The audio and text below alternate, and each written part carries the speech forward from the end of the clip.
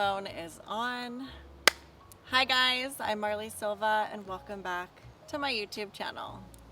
YouTube, social media, wherever you find me, I love you. So this video, I know the title for, and it's going to be titled Wasted Potential. And before I forget, I'm going to add to my notes the thing I was thinking as I was walking over here.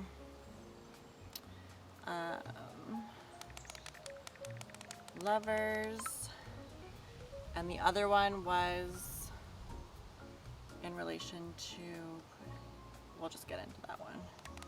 So, wasted potential. It's so funny because originally when I thought of this title, it was totally not in correlation to what it is now. But I love that I have multiple talking points because whenever I think of a topic and then I ruminate on it and I dissect it in my mind, I always find other things to add to it, which I think is so beautiful and so creative. And yeah, so cheers to the frickin' weekend. It is Friday, August 30th. We have one more day of my birthday month and then 28 begins.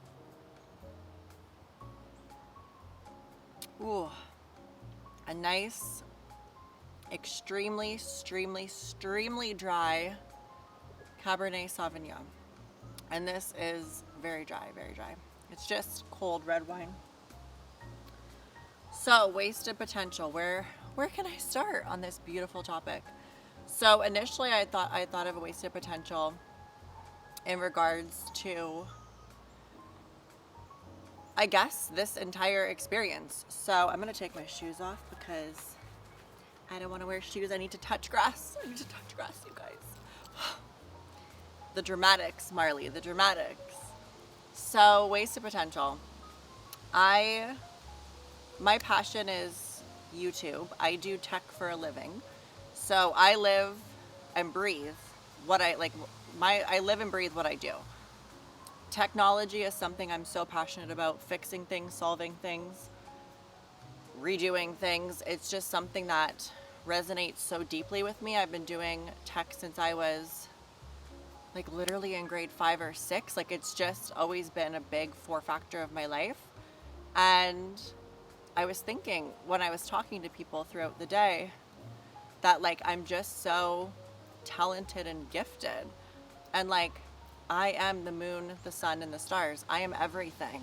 And, you know, I have had many ego deaths. I'm humbled on a day-to-day basis. I resonate from a place of knowing as a place, instead of a place of, like, I don't know. I think there's different levels of confidence. And I radiate from a place of, like, just deeper knowing as opposed to, like, tearing others down or proving myself. Like I already have it within myself, just knowing in my soul. My neighbor just got home and his truck is so fucking loud. And we're just gonna continue. Who gives a shit? So, you know, some people operate from a place of like cockiness or selfishness, or they have something to prove. And for me, it's totally the opposite. I function from a place of like deeper knowing. And every fucking video, I swear to God. And the difference is that when you operate from a place of knowing, I'm gonna leave my ringer on because I'm waiting for an Amazon package for this channel. It's a lens. When you operate from a place of knowing, you know innately and integrally and within yourself and your soul that you have a purpose, you have a mission, and you have a direction that is subconscious or unconscious. It's just integral to who you are and who your soul is here to be. And for me, my whole life, I've had that inner knowing and I've had that trajectory and that mission, and I've just been so clear on it for so long. So, you know, speaking about ego death and speaking about, I guess, lessons and chapters and, you know, certain verses of life, or shades of life, I guess. different things and different experiences teach you a lot. But I think from a young age, I was taught so much without even asking for it. It was just kind of like I was forced to perceive others in a light that wasn't always 100% positive. And I think that that builds a thick skin. I also think that as you mature and as you grow and you become softer and you want to enjoy life and you want to enjoy people, you know, you can't always be like hard and rigid and ready to kill and ready to destroy, because it doesn't equate to like a happy life. You have to be malleable and just be open. But, you know, to kind of circle back to my original point of like my inner knowing, I know everything that I can do. I've learned so much over the years when it comes to perfecting my craft. And there's not a day that I wake up and a day that goes by that I'm not learning something. I always tell people if I'm not learning something, I'm either sleeping or dead. And I still learn in my sleep. So God knows if I'll be learning when I'm dead. But, you know, it's a privilege to be someone that's so receptive to learning and open to conversation and debate.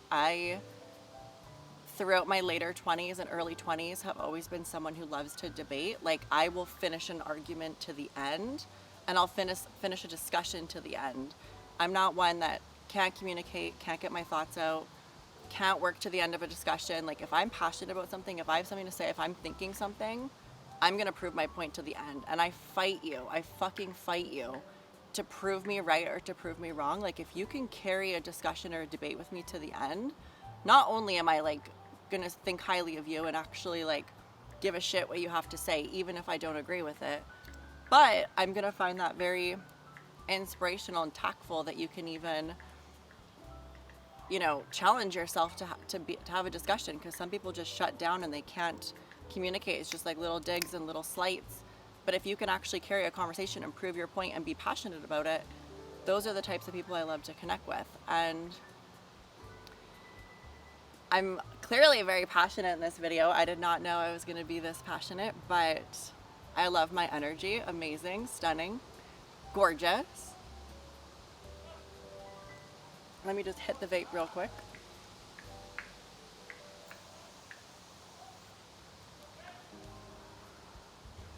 But, you know, wasted potential is all about, like, for me, this is my creative field. Like, this is my passion, my longing, something I strive to do, something that like gets me out of bed in the morning, something I think about and I'm immediately happy, I'm immediately driven. It's creating, it's sitting down, it's messing with things, tweaking things, adjusting things, fixing things. That's what gets my brain going. I love manipulating things in the sense of like creating something new. And I've always been that way.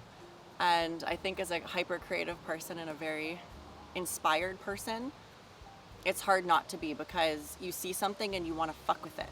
And I don't mean that, I don't mean manipulation and fuck with it in like a sardonic or like a negative way, or, you know, a negative way really. I mean it more in the sense of like a creative, inspirational way. I should probably stop drinking wine because I'm literally just gonna be like spilling over my words, but maybe I need that on a Friday, you guys, so you'll have to sit with me. But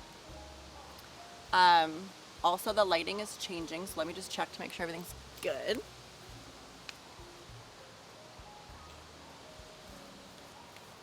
Okay, we're still good. But yeah, so sometimes like when you're not thriving and successful and everything that you could be, and 1 million+ subscribers and 1 million+ supporters and people viewing your content and people soaking it up and taking you for everything you are and seeing you and seeing you and seeing you, when you're just doing it for yourself, maybe that's a lesson. Woo! Ladybug. Maybe that's a lesson on its own, is like doing and creating for me, so that at the end of the day, when success comes, I'm not chasing anything else, I'm chasing myself. And, you know, I just had a realization literally in this moment, and it's beautiful and it's special because, you know, if I was projected just straight into fame, I could probably like navigate it and handle it. But at the same token, you know, being able to refine yourself and learn and given grace when no one's watching gives you all of the power when people are watching. So it's a fine line, because obviously, you know, would I love to be called, hey Marley, can you film an event for 30,000? Sure, like that would be full circle and be something that would totally just make me get up in the morning with like a kick in my step and make me feel in control of my own life and my decisions and my trajectory. But with that being said, I've also found passion in work in ways I didn't think. And the last couple days talking to people and sharing and, you know, disclosing little tidbits that resonate with me have made me realize that it is all connected and it is full circle.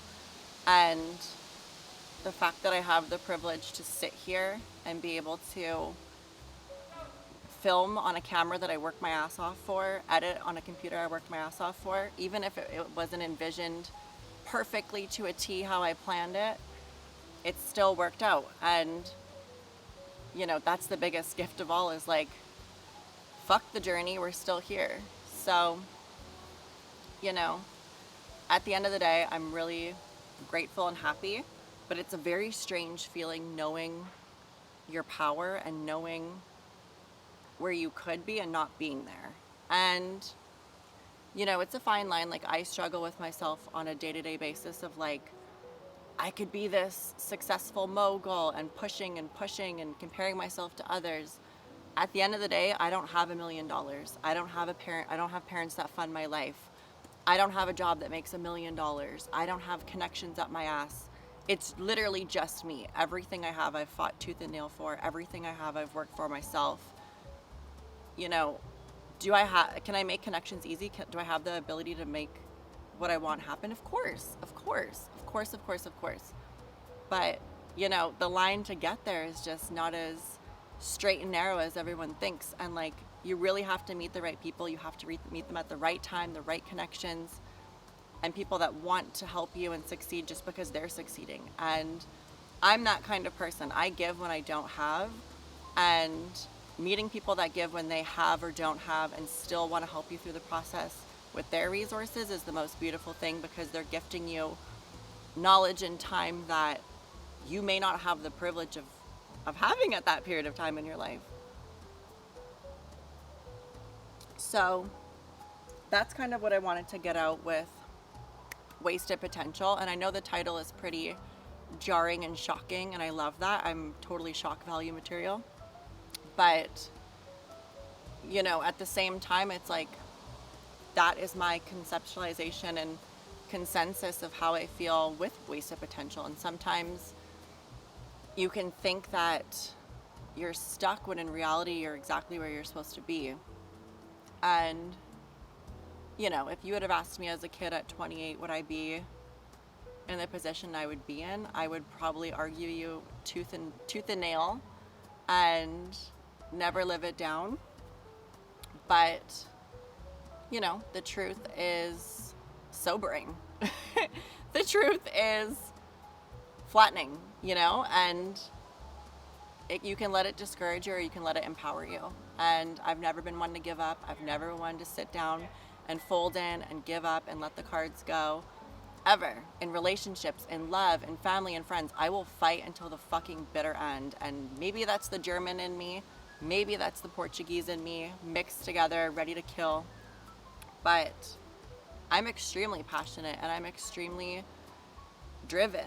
And I'm not going to let certain ticks in my life define people's perception or my perception of myself. We're slurring again. People's perception or my perception of myself change that, because, you know, I'm a well-rounded person regardless of my stature. And I've met people that are in their 30s that have stature that are crumbling. And over my dead body will I ever compare myself to people that have nothing to do with me, don't think like me, period. So that is my thoughts on wasted potential. I really wanted to discuss that, and I love the way we're speaking and chatting and talking and communicating. I think it's so lush and so fresh and exactly what I need. And I'm like, even just talking, I'm hearing myself like, who is this girl? Where did you find her? In the ditch down the street? What the fuck happened? All right, you guys. Moving on to the second half of Wasted Potential. Now that I have a glass of wine, we could sit here all night, but we're gonna do the second half, and then I'm gonna go enjoy some broccoli and ribs and French fries and just whatever my family prepared. It's family football night, Friday night football. So we're getting into it, you guys. Saddle up or get the fuck out.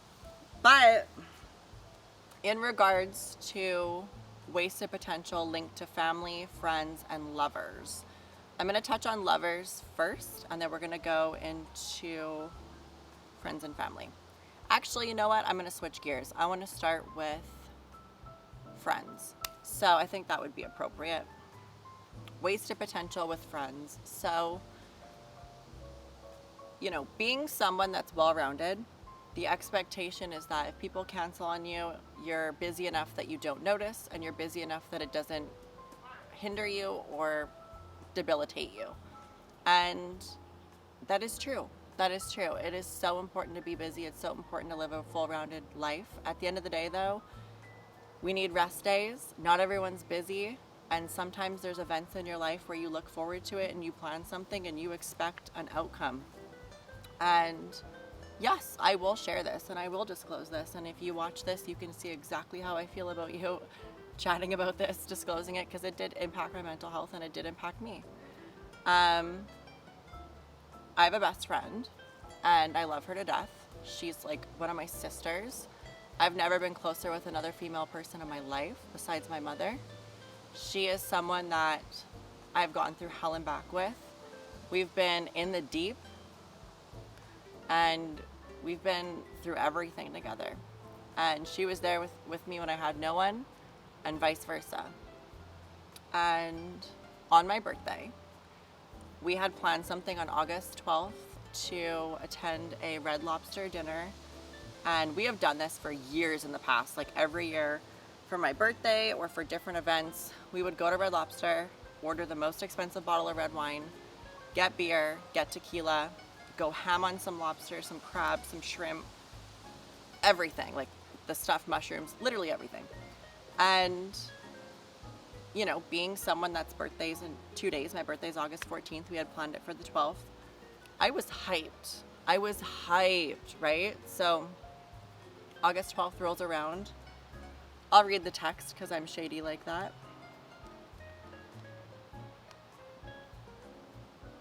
Let's see.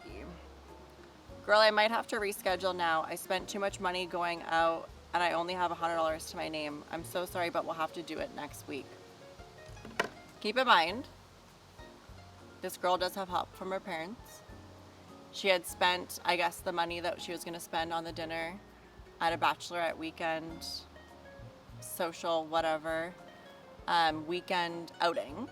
And I wouldn't say these are friends that she's had as long as we've been friends. I wouldn't even compare it, to be honest. But it's new and fresh and exciting. Gotta show up, save face, whatever. And it hurt me badly. It really, really hurt me. And I had mentioned like, hey, let's make it work, whatever. And, you know, it wasn't gonna be $1 million. It might've been 100, whatever.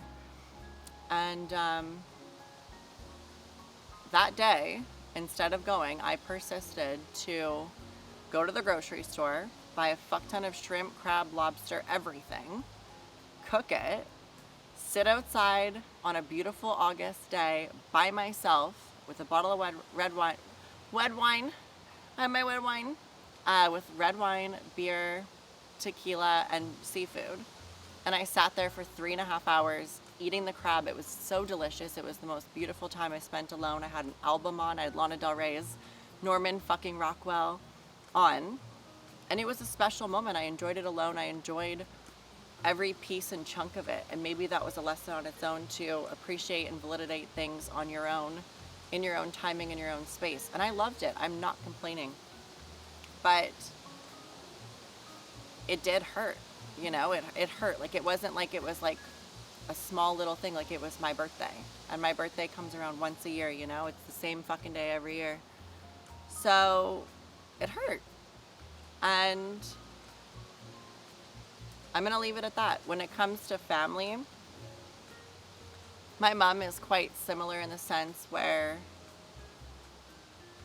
my dad has always been a stable foothold figure in my life. Always. Always. Like never questioning, never wavering. Wavering. Never wavering, you guys. And I'm eternally grateful. God and my father are the two things that if I didn't have, I'd be hanging in a tree in the forest somewhere. And genuinely, wholeheartedly, my mom's quite similar. Like she'll call and make a plan for a day, and then the day of, you'll call, no answer.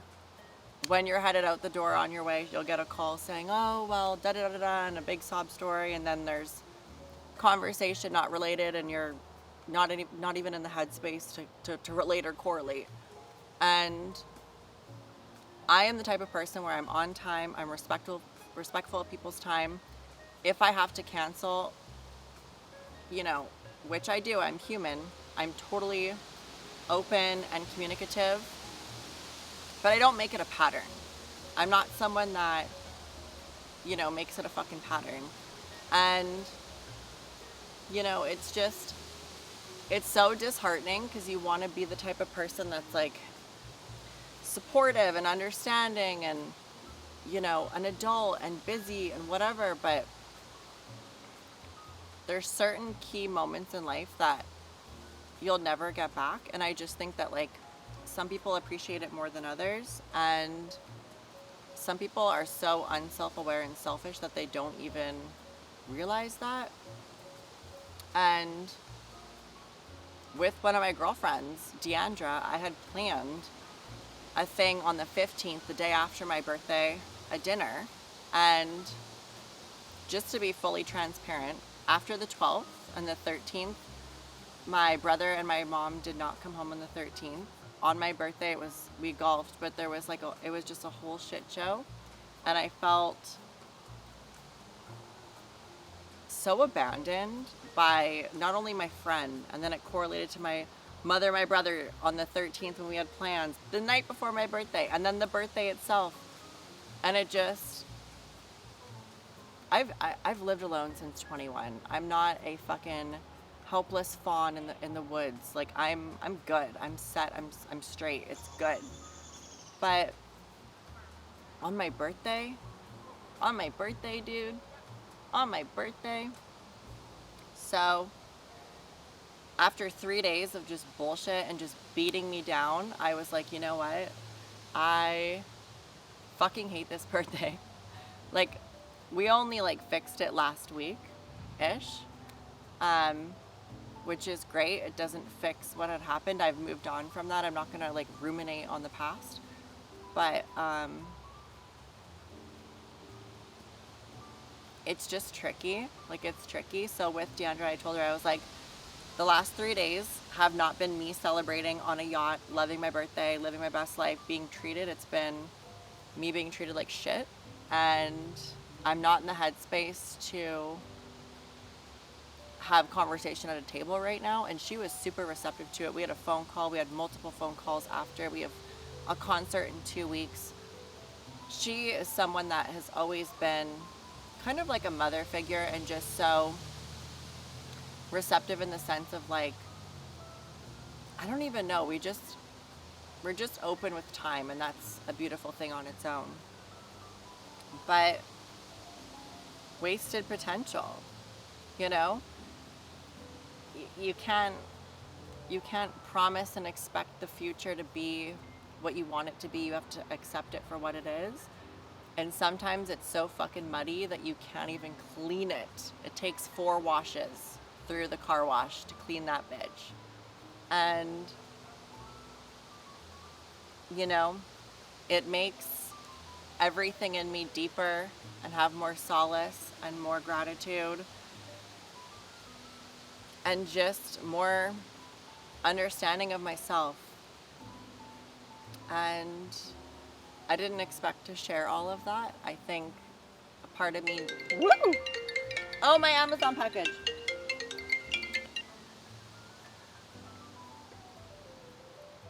Period. Let me hit the vape for that one.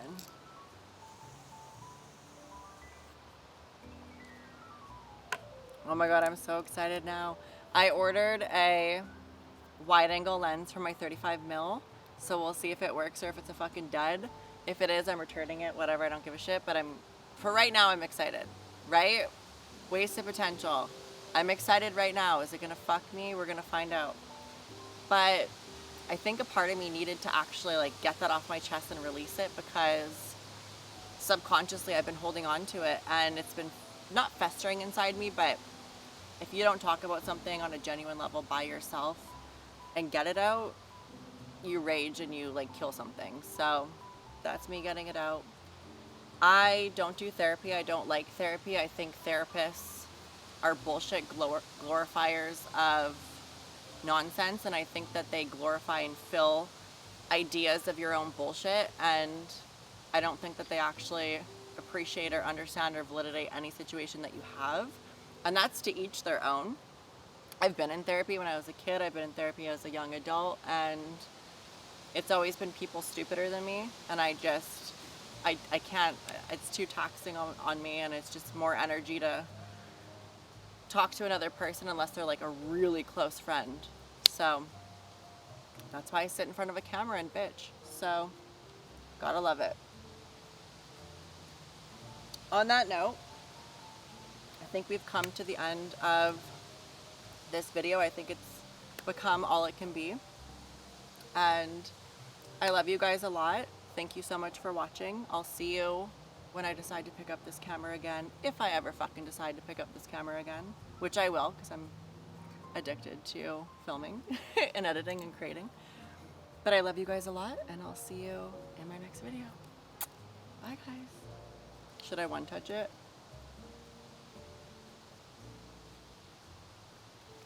Cheers.